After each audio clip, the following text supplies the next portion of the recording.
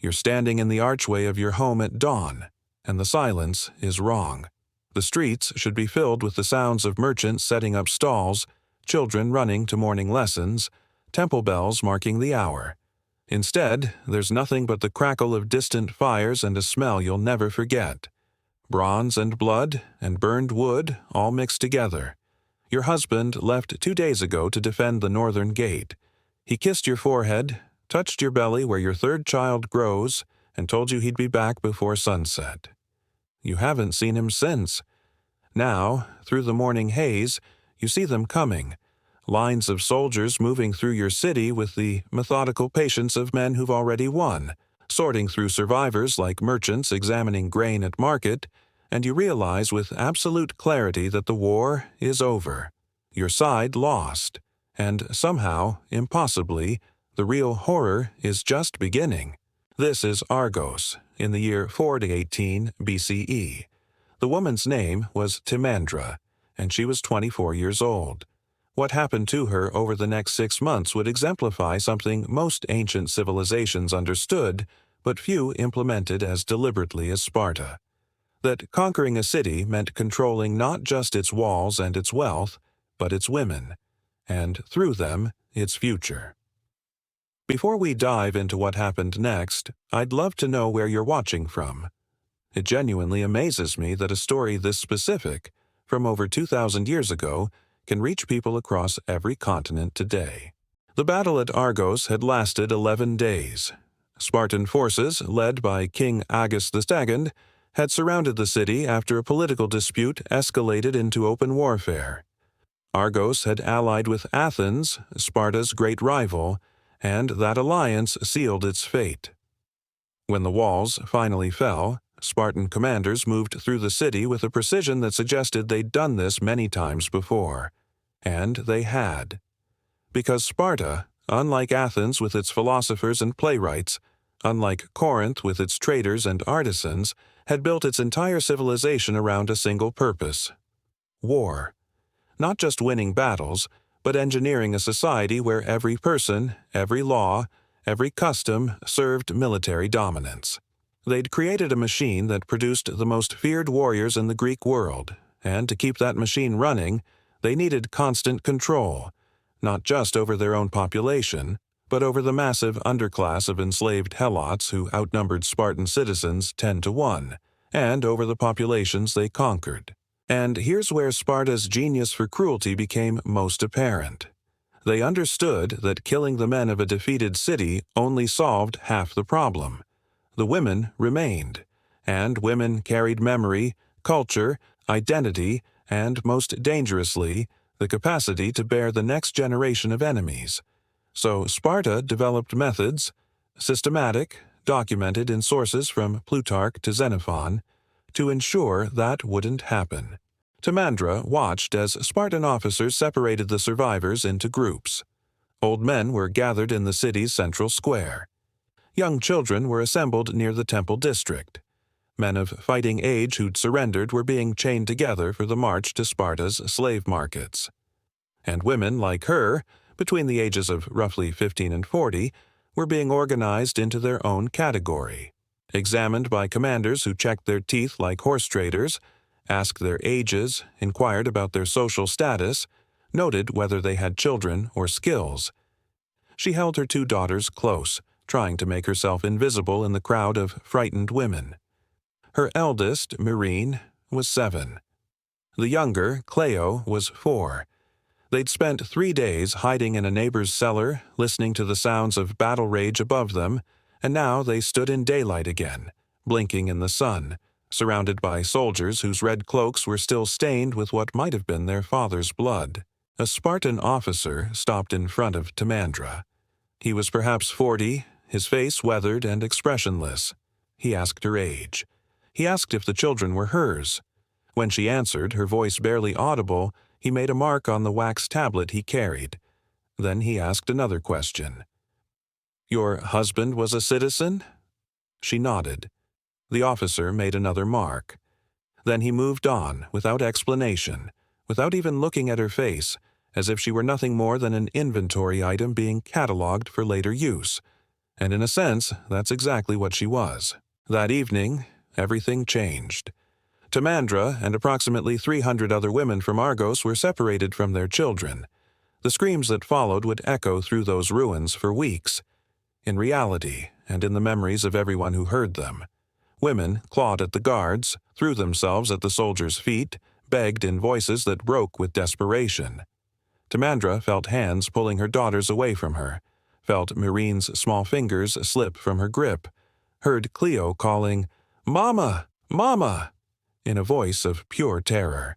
She tried to fight, tried to break free, but the Spartan guards were trained warriors and she was a weaver who'd never lifted anything heavier than a water jug. They forced her forward into a group of weeping women, while her daughters were taken to the temple district where elderly Argive women, judged too old to be useful, had been assigned to care for the children left behind. Timandra looked back over her shoulder as they pushed her away. She tried desperately to memorize her daughters' faces, having no way to know if she would ever see them again. Something fractured inside her in that moment. Something she would later realize could never be made whole. The march to Sparta took 5 days. The women were given minimal food and water, just enough to keep them moving. At night, they slept on the ground under guard, exposed to the cold autumn air. They moved steadily southeast, following roads that cut through mountain passes and olive groves, past villages where local people watched them pass with a mixture of pity and indifference. Many of these women had never traveled more than a few miles from their birthplaces. None of them knew exactly what awaited them at their destination, but they'd heard stories. Every Greek city-state had whispered tales about what happened to captured women, about practices that made death seem preferable to survival.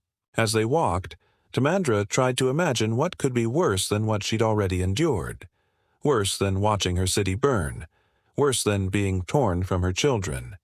She couldn't yet conceive what the Spartans had planned, couldn't yet understand that her entire existence from this point forward would be designed to serve a system that had destroyed everything she loved, that she would become a tool in a program of conquest that went far beyond the battlefield. When they reached Sparta, the women were taken not to the slave markets but to a compound near the city center. Here, over the following days, they were cleaned, given new clothes, and sorted once again, this time with even greater precision. Spartan authorities consulted records they'd compiled during the initial assessment at Argos. Women were divided based on their former social status, their age, their health, and whether they'd been married to citizens or nobles. Timandra, as the wife of an Argive citizen and still young, healthy, already proven fertile, was placed in a specific category. Women deemed suitable for assignment to Spartan households. What happened next was documented by multiple ancient sources because it was so distinctive, so uniquely Spartan in its calculated cruelty. These women weren't simply enslaved or killed.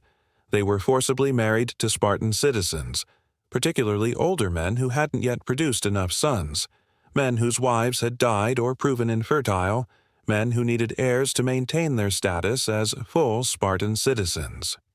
The assignments were made by state authorities based on state interests, demographic planning carried out with the same precision Sparta applied to military logistics. 23 days after Argos fell, Timandra was informed she would be married to a Spartan named Brasidas. He was 51 years old, a veteran of campaigns across Greece, a man whose previous wife had died in childbirth 8 years earlier, leaving him with 2 daughters but no male heir. Without sons, his status as a full citizen was vulnerable. Timandra would solve that problem. She was given no choice in the matter. Her consent was neither sought nor relevant. The wedding itself was a grotesque parody of normal Greek marriage customs. Timandra was dressed in traditional bridal garments, white cloth, a veil, golden jewelry borrowed from Spartan women. She was brought to a public ceremony attended by members of Brasidas' clan and Spartan officials. The ritual mimicked every element of a proper wedding: the formal exchange of vows, the offering to the gods, the procession to the groom's home. Everyone present understood what this actually was: a conquered woman being transferred from one form of captivity to another.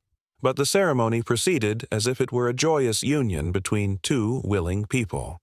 Timandra was required to speak the proper words, to participate in the charade, to go through every motion of a willing bride while her heart felt like shattered pottery inside her chest. Ancient sources describe how some women wept throughout these ceremonies. Others remained silent and expressionless, emotionally shut down. A few reportedly had to be physically supported by attendants because they couldn't stand on their own. Timandra chose silence. She said the words required of her in a voice so flat and empty it barely sounded human, and when Brasidas took her hand to lead her to his home, she neither resisted nor participated. She simply existed, mechanically moving through each moment because the alternative was collapse. Her new life was a daily exercise in psychological torture disguised as normalcy. Brasidas's home was well appointed, much larger than her home in Argos had been. She was expected to manage the household, supervise the slaves, prepare meals, maintain the family's religious observances. She was expected to share Brasidas's bed and bear his children. And, most grotesquely, she was expected to raise those children as Spartans, teaching them Spartan values, instilling in them loyalty to the state that had destroyed her city and killed her husband, watching them grow up to potentially become warriors who might one day conquer other cities and destroy other families just as hers had been destroyed. For the first 3 months, she moved through her days like someone underwater, everything muffled and distant. She performed her duties mechanically, spoke only when directly addressed, and spent her nights lying awake in the dark, thinking about Myrene and Cleo, wondering if they were still alive, if the old women caring for them had enough food, if her daughters remembered her face, or if she was becoming a ghost in their memories, just as they were becoming ghosts in hers. Brasidas, to his credit, was not intentionally cruel in his personal interactions. He didn't beat her. He didn't rage at her silence. He simply treated her as she now was, a functional part of his household, like a particularly valuable slave who happened to share his name and bed. And somehow, that casual erasure of her personhood was worse than active cruelty would have been, because cruelty would have acknowledged she was a person capable of being harmed. Instead, she was simply a problem that had been solved, a demographic need that had been filled, a womb that would produce Spartan children. 6 months after her forced marriage, Timandra became pregnant. When she realized it, something broke that had somehow remained intact through everything else. She would give birth to a child who would be half her blood and half the blood of her conquerors. A child she would be required to raise as a Spartan. A child who might never know about Argos or about their sister and sibling still somewhere in the ruins of that city. The baby growing inside her felt like a betrayal of everything she'd lost, even though she'd had no choice in its creation. Ancient sources suggest many women in Timandra's position struggled with these pregnancies, caught between biological love for their children and psychological horror at what those children represented. Some sources describe women who couldn't bond with babies born from these forced marriages, who remained emotionally detached even as they physically cared for their infants. Others describe women who loved their children fiercely, but lived in constant anguish over raising them in the culture that had destroyed their original families. The systematic nature of these practices is what makes them so chilling. This wasn't random violence or individual soldiers acting on impulse. This was state policy, implemented according to plans developed by Spartan authorities, designed to serve specific strategic objectives. The targeting of women for reproductive purposes was as carefully planned as military campaigns. Every step, from the initial sorting at Argos, to the march to Sparta, to the assignments to specific households, to the forced marriages, all of it followed protocols that had been refined over decades of Spartan conquest. And it worked. The children born to these forced marriages were raised as Spartans. They spoke Greek with Spartan accents. They worshipped Spartan gods. Boys were taken at age 7 for training in the agoge, just like other Spartan children, learning to fight and obey and value the state above all else. Girls were raised to be Spartan women, taught to value warrior virtue and prepare to be mothers of warriors. the cultural identity of Argos, of Mantinea, of dozens of other conquered cities. All of it was systematically erased, one generation at a time, through the wombs and raised in the homes of women who had once been enemies but were now tools of Spartan expansion. Some women never adapted. Ancient accounts mention women who lived their entire lives in states of visible grief, who never smiled, who spoke only when absolutely necessary, who performed their duties with mechanical precision but seemed emotionally dead. Some chose suicide, throwing themselves from cliffs or finding poison or simply stopping eating until they wasted away. These deaths were sometimes portrayed in Greek literature as examples of virtue. Women choosing death over dishonor, remaining loyal to their original husbands and cities, but the fact that such choices were necessary reveals the true horror of the system. Timandra gave birth to a son in late spring, 8 months after Argos fell. They named him Lysander. He had his father's nose and his mother's dark eyes. And as she held him for the first time, feeling that overwhelming biological flood of love and protection, she understood with perfect clarity that she was trapped in a way that no chains could match. Because she would die for this child, would do anything to protect him and ensure his survival, and that meant she would raise him as a Spartan, would teach him to value everything she had once been raised to resist, would watch him grow into a warrior who might one day stand in the ruins of some other conquered city, examining some other group of terrified women, making marks on a wax tablet. The horror wasn't what they'd done to her. The horror was that they'd turned her into an instrument of doing it to others. Years later, after Brasidas died and Lysander grew into a promising young warrior, after Timandra had given birth to 2 more children who called Sparta home and knew nothing of Argos except as a defeated enemy, she received word through unofficial channels that her daughters were alive. Marine and Cleo had survived the aftermath of the conquest, raised by the elderly women assigned to care for abandoned children, and now lived as helots, enslaved workers on Spartan farms. They were alive, and they would never know that their mother lived just a few miles away, trapped in a life she couldn't explain and they could never understand. She never tried to contact them. What would she say? How could she explain? So instead, she did what countless women in her position had done before and would do after. She survived. She raised her children. She managed her household. She participated in religious festivals and community gatherings. She performed normalcy with such skill that to outside observers, she might have seemed content, might have seemed to be just another Spartan wife whose origins no longer mattered. But inside, in the places no one could see, she remained Timandra of Argos, wife of a man whose name she whispered to herself each night before sleep, mother of daughters she would never hold again, a woman whose entire life had become a performance designed to survive in a system that had destroyed everything she'd been. And the fact that she could perform it well enough to be invisible, well enough to be unremarkable, reveals something about human resilience and human tragedy that's almost too painful to contemplate. They conquered her city in 11 days, but it took them 29 years to fully conquer her. The span of time from the fall of Argos to the day she died, having spent more than half her life as the thing she'd once feared most.